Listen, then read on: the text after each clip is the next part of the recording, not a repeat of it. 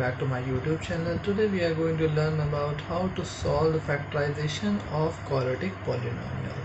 That means if you are given a quadratic equation, then how we solve that quadratic equation in terms of factorization. So without wasting our time, let's get started. Before starting learn factorization of quadratic polynomial, we have to know the two basic formula of factorization. Based on factorization, a plus b the whole square is equals to a square plus b square plus 2ab. In the same way, a minus b ka whole square is equals to a square plus b square minus 2ab. These are the two basic formula which are used in factorization. So let's see the example how to solve the factorization of the polynomial. Here you can see the example for 49x square plus 14x plus 1.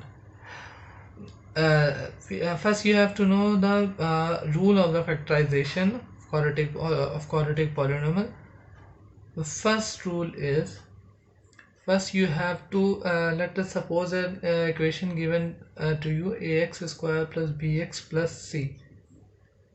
First part, what you have to do, a multiply c. First step है, the answer will come, जो answer आएगा उसको side में रख लेंगे. Second point क्या है कि हम लोग को क्या करना, ब्रेक करना है. ब्रेक किसको करना है, सॉरी ऐसे ब्रेक या फिर गैस करना है. Gas two numbers. गैस करने में कुछ भी गैस कर सकते हैं, कोई भी दो नंबर गैस करते हैं, लेकिन ऐसे गैस करने हैं जिससे हमारा ये आंसर, जो हमें आंसर लाना है वो आंसर आ जाए. लेट हमने सपोज करा x एंड y. तो अब हमको 2 का दो पार्ट होते हैं, 2a और 2b. तो x मल्टीप्लाई y जब करेंगे तो हमारा क्या आंसर आना चाहिए, 0.1. जो हमारा 1 में जो आंसर आया होगा वही आंसर यहाँ आना चाहिए मल्टीप्लाई के केस में. और यही दो वेरिएबल को जब हम ऐड या सब्ट्रैक्ट करेंगे तो हमारा क्या आंसर आना चाहिए, b आना चाहिए. b क्या है, जो यहाँ पर वैल्यू लिखी हुई है विद साइन. प्लस है तो यहाँ प्लस आना चाहिए, माइनस है तो यहाँ माइनस आना चाहिए, तभी हमारी इक्वेशन सही होगी. तो ये रूल है हमारे फैक्टराइजेशन का. So let's see the example. First point मैंने लिखा है a इंटू सी. a क्या है, ये है, और c क्या है, ये है. a और c कैसे हम लोग सपोज कर पाए, क्योंकि x स्क्वायर के आगे जो होगा वो a होगा, x के आगे जो होगा वो b होगा, और जो कांस्टेंट होगा वो क्या होगा, c होगा. तो x a और c कौन हो गए, 49 एंड 1. तो 49 एंड 1 को जब मल्टीप्लाई करेंगे तो आने वाला हमारा 49.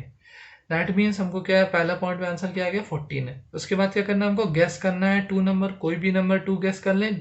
ऐसे नंबर गैस करने हैं जिसको मल्टीप्लाई कराने पे हमारा क्या आ जाए, 1 आ जाए. मतलब 1.1, मतलब जो आंसर आया हो. मतलब कि ऐसे दो नंबर को गैस करने जिन दोनों को मल्टीप्लाई करने पे we will get 49. So in which table we get the 49, in which two number how to multiply, so that we get the 49. 7 into 7 we get 49. And second point क्या है हमारा कि उसी दोनों नंबर को, ये x है हमारा और ये क्या है, y है, इन दोनों नंबर को ऐड या सब्ट्रैक्ट करने पे क्या आना चाहिए, b आना चाहिए. b क्या है हमारा, 14 है. दैट मीन्स हमें 14 कब मिलेगा हम लोग को, जब हम 7 और 7 को क्या करने वाले हैं, ऐड. तो क्या आ गया, 14. विद साइन आ रहा सेम, यहाँ प्लस है तो यहाँ भी प्लस ही आना चाहिए, प्लस है यहाँ तो प्लस ही आना चाहिए. तो अब हम इसको कैसे लिखेंगे, कैसे, तो जो जैसा है पहले वैसे ही लिखेंगे, स्टार्ट का और एंड का वैसे लिखेंगे. फिर जो बीच वाला नंबर है इसी में एडिट करते हैं हम लोग. तो हमने क्या दो नंबर लिए हैं, 7 और 7, दो हमने नंबर सपोज करें, तो क्या होने वाला है यहाँ पे 7, और यहाँ पे भी क्या होने वाला है 7, और इसके साथ क्या लगा हुआ था x, तो यहाँ पे भी क्या होने वाला है दोनों के साथ x. After that in the previous lecture we have learned how to solve this type of equation. We first pair the two in the form of 2. After that we are taking common 7 and x. here it is common, 7 की table में ये दोनों आते हैं और x तो common है ये दोनों में. आफ्टर दैट क्या आने वाला है, यहाँ पे 7 की टेबल से जब मल्टीप्लाई करेंगे तो यहाँ आने वाला 7, और x यहाँ पे 2 है, एक बाहर है, तो यहाँ क्या बचने वाला है, 7x बचने वाला है. आफ्टर दैट साइन कौन सा, यहाँ प्लस है, यहाँ भी क्या है प्लस, तो यहाँ क्या आने वाला 7 प्लस. आफ्टर दैट 7 कॉमन है, 7 बन जाए 7 है होता तो यहाँ 1 आने वाला, और एक ही x है, एक x है बाहर तो यहाँ पे कुछ भी नहीं आने वाला है। आफ्टर दैट ये इस पेयर को देखेंगे तो इन दोनों में कुछ भी कॉमन नहीं है, तो दैट मीन्स साइन के साथ, मैंने बताया था साइन के साथ कुछ भी नहीं कॉमन होगा तो 1 लिख देंगे। सिंपली क्या आ जाने वाला है, ये आ जाने। आफ्टर दैट क्या होने वाला, हम दोनों को पेयर कर देना है। एक बार ये दोनों को एक साथ लिख दें और बचा हुआ ब्रैकेट को एक साथ लिख दें। That is the answer of factorization of this equation. Let's see the another example. Here you can see the 8x square minus 40x plus 50. You can see here is that 2 is common. So first we have to take a common 2 because in the table of 2 each number is coming. So 2 is common.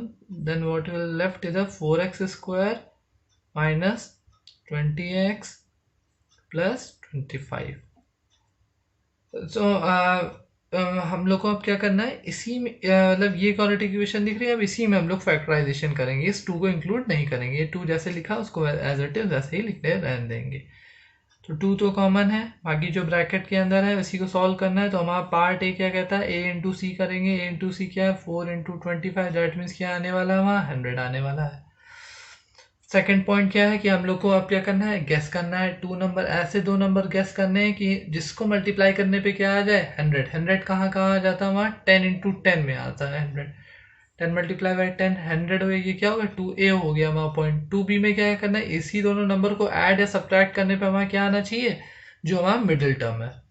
That means इधर यहाँ पे अगर यहाँ पे देखेंगे तो 10 plus 10 जब करेंगे हम लोग, यहाँ 10 प्लस 10 करेंगे तब भी 20 आ रहा है और 100 भी आ रहा है, दोनों ही नंबर आ रहे हैं। लेकिन यहाँ पे क्या है, -20 है और यहाँ पे क्या है +20। तो अगर यही लिख देंगे तो गलत हो जाएगा। तो हम लोग क्या करेंगे, यहाँ पे भी माइनस लगा देंगे और यहाँ पे भी माइनस लगा देंगे। मतलब x और y जो हमने लेट करा है, x की भी वैल्यू क्या है -10 और y की भी वैल्यू क्या है -10 है।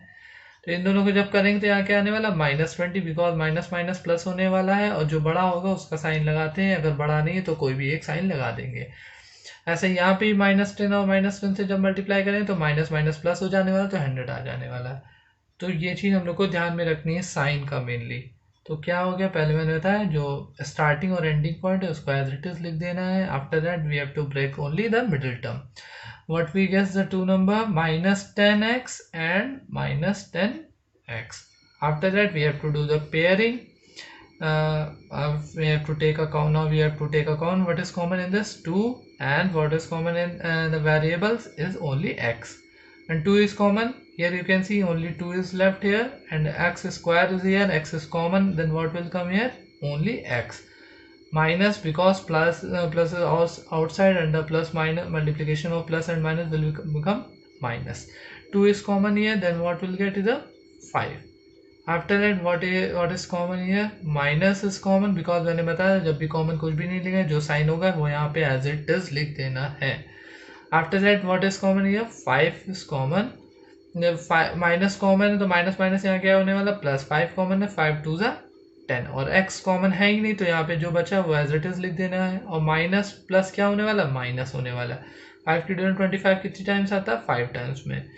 हम लोग यहाँ पे देख रहे हैं कि सेम टर्म यहाँ पे बार बार रिपीट हो रहा है, तो जब तक ये और ये सेम नहीं होंगे दैट मीन्स हमारा सोल्यूशन क्या होगा, गलत होगा। अगर सेम है दैट मीन्स हमारा सोल्यूशन सही है। तो अब इसको और इसको एक साथ लिख देंगे, इसको एक साथ लिख 2x - 5, इसको एक बार लिख देंगे 2x - 5।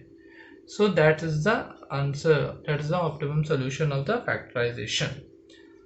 Let's see another example, one more example related to this topic. Here we can see one more example, which is x square plus 1 upon 81 minus 2 upon 9x. What is the format of the equation, x square plus bx plus c? That means x square सबसे आगे रहेगा, उसके बाद x, उसके बाद constant. So first we arrange the equation. तो x square के बाद कौन आने वाला, x वाला टर्म कौन है, -2 upon 9, after that x, फिर लास्ट में कौन आने वाला, 1 upon 81. What was the rule? Rule क्या था हमारा, फर्स्ट पॉइंट क्या था, a इंटू सी को मल्टीप्लाई करना। तो a इंटू सी को मल्टीप्लाई करने पे क्या आ रहा है, 1। यहाँ पे कोई वेरिएबल्स को मल्टीप्लाई नहीं करेंगे हम लोग, क्या खाली नंबर को, यहाँ पे 1 है, यहाँ पे नंबर क्या है 1 upon 81। ये क्या आने वाला, 1 upon 81 हमारा मल्टीप्लीकेशन करने पे आ गया। आफ्टर दैट क्या हमारा रूल 2 क्या है, गेस करना है हम लोग को, 2 नंबर गेस करना है। तो 2 नंबर हम लोग क्या कर लेंगे, कोई भी नंबर ऐसा गेस करेंगे जिसमें हमारा क्या आना है 1/81। तो 81 कहाँ आता है पहले देखें, 9 9 जा 81 होता है, तो उसको 1 से जब अपॉन कर देंगे तो हमारा तब भी क्या आने वाला है 1/81 आने वाला है। बट सेकेंड बी पार्ट क्या होता है, हम लोग को इसी दोनों नंबर को ऐड करने पे क्या आना चाहिए 2/9 आए। तो चेक कर लेते हैं 1/2 प्लस 1/9 इज इक्वल टू क्या आने वाला हमारा 9 एलसीएम लेंगे, यहाँ पे 9 बन जाए, यहाँ पे भी 1, यहाँ पे क्या आने वाला 2/9 आने वाला है। ये कैसे आगे पता ही होगा आप लोग को।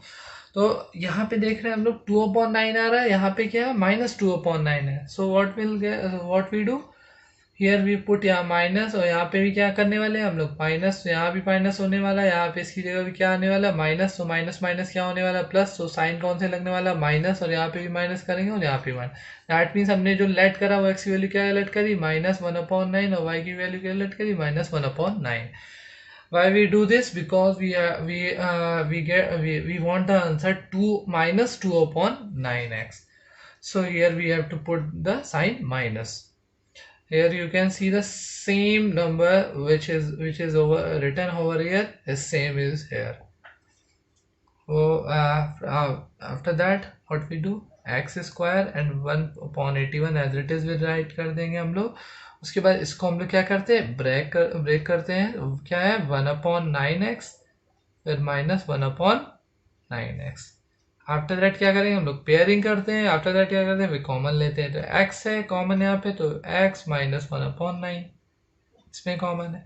आफ्टर दैट इसमें क्या कॉमन है माइनस है साइन, तो माइनस लगाएंगे, 1/9 कॉमन दिख रहा है हम लोग को, तो 1/9 का यहाँ कॉमन ले x बचेगा, f लेफ्ट है। अगेन प्लस और माइनस का कॉम्बिनेशन क्या होता है माइनस होता है, 1/9 कॉमन है, दैट मीन्स क्या आने वाला माइनस का 1/9। अगेन यहाँ we can see here both term are same, so the solution is right, 1x minus this and x minus 1/9, that is the optimum solution of this quadratic equation. So in this lecture you actually learn how to solve the quadratic equation of the polynomial. In the next lecture we will solve some more example, or then after that we move to the next topic. So thank you for watching video.